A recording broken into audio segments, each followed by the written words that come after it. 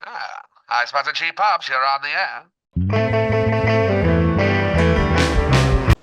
WWE, particularly SmackDown, has really been running on all cylinders since Crown Jewel, and it certainly was no different this past week. As folks, we're going to talk briefly. I guess we can go right into it. The Purple Nurple is on the line. The challenger, Silicon Steve Valley. I have a one-match lead with one pay-per-view to go, and luckily it's a WWE pay-per-view, only 5 matches. The problem is, tie goes to the champion. So if I only lose one match to you, if I am -1 in this 5, you retain the purple perineum, which, by the way, Excalibur referenced the perineum twice. And this past, I knew that would have been a big smile to your face. It was a sign, as the purple perineum is here against my chest, across my heart. And if we're being honest, I talk to it sometimes, and I say, purple perineum, do you even remember Silicon Steve Valley? And do you know what this title says? No.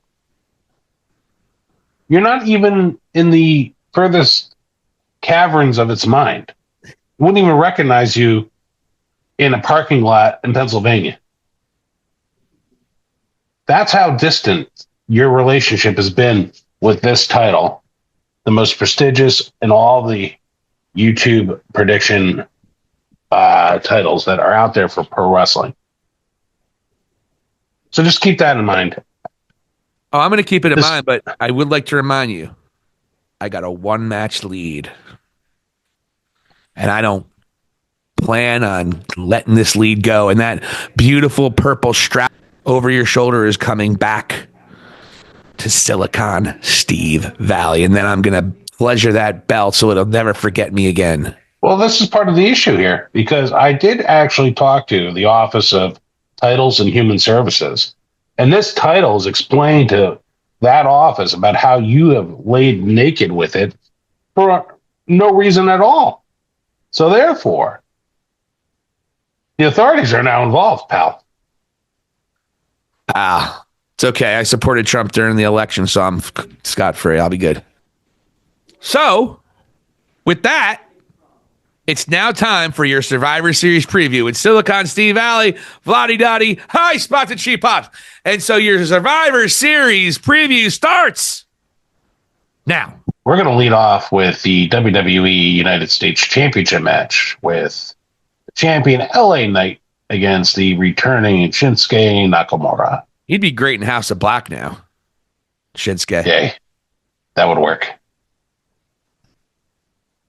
Hey, we're being underutilized too. We should get together. Yeah. I think this is just a good match to have LA Knight win and keep his title again, have a good match against somebody, do something with Shinsuke Nakamura, but kind of thrown together at the last minute. I don't think Nakamura has had any matches recently. I guess he's repackaged. This is another repackaging of Shinsuke Nakamura. There's been a couple. It tells me he's not getting over with the crowd, and he's never going to be a top guy on this main roster. I think it's pretty apparent right now, but he's serviceable, and he does have a mystique to him, but I think LA Knight still will remain your United States heavyweight champion on SmackDown. Yeah, I agree 100% with the LA Knight choice there. This is just, Nakamura could still put on a good match, make it believable with a guy like LA Knight. And LA Knight will be victorious as well. I agree. And, they're not going to go and shift anything away from him at this moment. So, again, it'll be more than a serviceable match and just another notch on the belt for LA Knight. Yeah, and it was also out of nowhere. Like, we didn't even hear about Nakamura until 3 weeks ago, and he's just coming out of nowhere, attacking him, and then that's it. And it's like, it's a little weird. So let's go to the next match. We got the WWE Intercontinental Championship match between Braun Breaker, Sheamus, and Ludwig Kaiser. This one's a slam dunk as well. I don't think there's any way Braun Breaker walks out without the Intercontinental title. He's the hottest. He's the most over. He is the biggest badass of the group. However, I will say Ludwig Kaiser in 2025 will probably win some kind of secondary title or get some kind of name for himself. The guy has really been impressive lately. I just don't think it starts this week. I think Braun Breaker, who just re-won the title, I think they want to kind of have some longevity here with Braun Breaker. Yeah. I think if their eventual thing with Braun Breaker is he's going to be a top babyface on Raw. The guy has this amazing ability in the ring, and he cuts a pretty funny promo when he wants to. It's almost like The Rock. I don't know if you've seen him make fun of Ludwig. Yeah, I did. Yeah. It's very similar. It's like almost like a Rock, almost Stone Cold vibe he's got going in terms completely his own and completely organic, though, and completely authentic, opposed to, say, an LA Knight, which you can really hear it. But to me, I think Braun Breaker, they're not taking the title away from him anytime soon, but it's going to be a great match. You got three guys who really know what they're doing in there, particularly Kaiser and Sheamus. So, hey, I'm sure it's going to be a great match, but it's one of those matches that kind of a slam dunk, Braun Breaker. Okay. Let's go to the next match. And Did you just take Braun Breaker? Braun Breaker as well, absolutely. Did you say that? I didn't remember if you said anything. I'm not sure if I did, but I definitely took Braun Breaker. Yeah, that was an easy one. So next match, World Heavyweight Championship match. We have Gunther versus Damian Priest. Damian Priest has made Gunther look like a bitch the last month. Yeah, that's why I think he's losing. So yeah, I picked Gunther. So yeah, I think Gunther's going to get this belt, and then I'm wondering, or retain this belt, I should say. And I'm thinking the CM Punk thing might be arriving sooner than later too. As far as a feud with him. Yeah, I think Gunther's losing at the Royal Rumble and setting up whatever WrestleMania is from there. Yeah, I think you might be right. So, who did you choose? You went with Gunther as well? I definitely went with Gunther. I don't think, I think it's been good for Priest, though, because I really feel like Priest kind of turned a corner after he lost that Gunther match. Yeah. Crowd seems like they're much more into him. They were really into him this past couple weeks when he's been beating up Gunther. So, good for Priest, because I think they really need to continue to promote him and definitely package him as a top guy. And so I think going toe-to-toe with Gunther could do that. But it's weird how they're doing that with this Gunther kind of thing where, he lost his dominance. Well, I think if Gunther has a dominant finish to this match, he can kind of get it back. And I think that's what happens. Gunther kind of gets his upcomings from all the things that Damian Priest has done over the last couple weeks. There you go. On to the next. Let's go with this match. The Women's War Games match, where we have Rhea Ripley, Bianca Belair, Bayley, Io Sky, and Naomi against Lee Morgan, Raquel Rodriguez, Nia Jax, Tiffany Stratton, and Candice LeRae. I took the heels.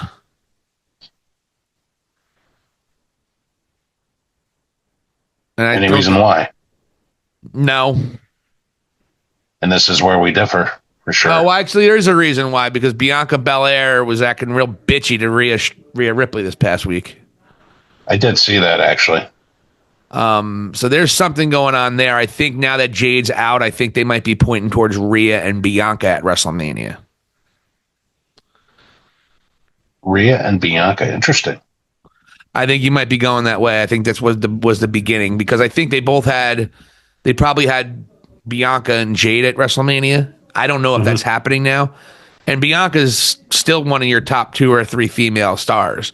I think most people would say it's Rhea and Bianca or Rhea. And if you go by the poster at the Royal Rumble or the War Games poster, you have Liv and Nia because they're the 2 champions, and then you have Bianca, and then Rhea. Bianca's first, then Rhea on the babyface side. Bianca is actually the first one. She's actually seemingly the captain of the babyfaces, then Rhea. So I think the pecking order is still Bianca listed as their top babyface as a female opposed to Rhea. So I think you're kind of getting that. That's where I think you might have a problem there. That's pretty much it. That was really the only reason. I think this was thrown together. I don't think there's a lot of reason or rhyme to this stupid match. And I don't even know why why is it going to be in a War Games? These women don't hate each other that much. What the fuck? Except for Rhea and Liv. Yeah, since I haven't really watched all that much, I actually had to go to the WWE website and like kind of catch up on a couple of things.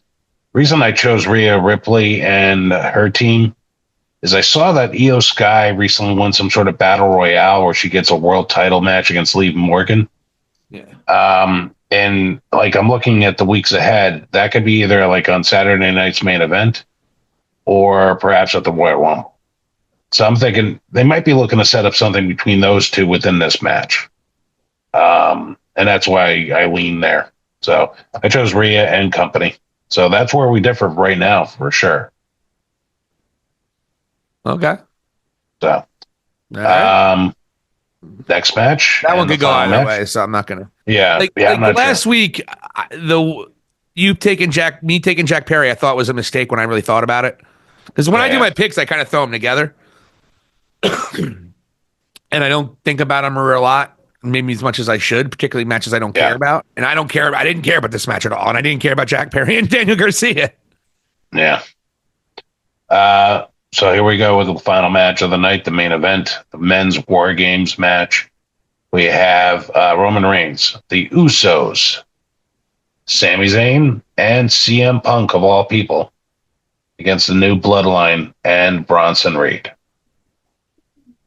Do you want to say who you Yeah, chose here? I'm going with the OG Bloodline for a couple different reasons. Reason number one, I can't see Survivor Series going off air with the new Bloodline towering over the biggest stars in the company, which is going to be because they're the three biggest stars in this match are easily CM Punk, Roman Reigns, and Jey Uso. Easily, there's nobody that's a bigger star anywhere else, and it's by distance, in my opinion. Then maybe you have Solo after that. Then maybe you have a Sam, but even after that, you have Sammy, maybe Jacob now, but Jacob hasn't really truly arrived yet. Then you got Jimmy, and then you got the rest of the bloodline. So I can't see those guys towering at the end with their arms up in the air with a one over bodies laid down all over the place. I mean, if something big happens and some kind of crazy swerve happens in Survivor Series, maybe you can get that in that instance. Maybe the OG Bloodline exits while there's some kind of, some kind of happening after the match. But I just don't see that happening just because of the dynamics. You also have a ton of time left before you get to WrestleMania, and you have a ton of time left for your your Netflix premiere and all the things that they can do. So that and just also the OG Bloodline lost in almost convincing fashion last time with Solo getting the pin on Roman. And I don't know how the finish is going to be. I almost feel like it's going to be Punk getting the victory over somebody. I will say that. But overall, I'm taking the OG Bloodline, but the story will progress in a very cool way. I am actually going with the new Bloodline, complete opposite. And the reason I went that route is one, the Heyman thing is bothering me. I have a feeling this is going to be the beginning of the end between Heyman and Roman, and they're going to be splintered. And it might not even necessarily be something as diabolical necessarily as Heyman turning on Roman. That's not necessarily what I expect. One of the things I keep on thinking about is Seth Rollins' involvement, and where like Punk is now involved. He had beef with Bronson Reed and also his own history with Roman. And I could see maybe him getting involved in this, causing an issue where they lose because of that. That creates more beef between he and Punk immediately as well. Roman loses, and he had that offer from, as he mentioned earlier, from Solo, and he could have just taken it, but now he wanted to fight, and now look where they are, and he's got to deal with those repercussions. So it's pretty much why I lean that way. So we'll see. We got two matches here that we actually differ from. And the cool part is, if we split, we both go 4-1, and then we split our losses. I am the new Purple Nurple champion. Wow! So you're going to need a clean sweep, and you're going to need me to pick two wrong. Oh, this is great. I didn't think there was any way you were going to pick the new Bloodline. I think I'm going to be the new Purple Nurple champion, or you're going to Well, have a clear victory. It's one or the other. We can't finish in a tie now, Vladi, which I like I see clear that. definitive victories. I love it. There you go. Hi, Spots and Cheap Pops, folks. Happy Turkey Day. This is a special Thanksgiving episode. Talk about the Thanksgiving tradition WWE has been serving up since the late 80s. We talk Survivor Series and War Games with some of the biggest names in the company. And we are off. Thank you for watching High Spots and Cheap Pops.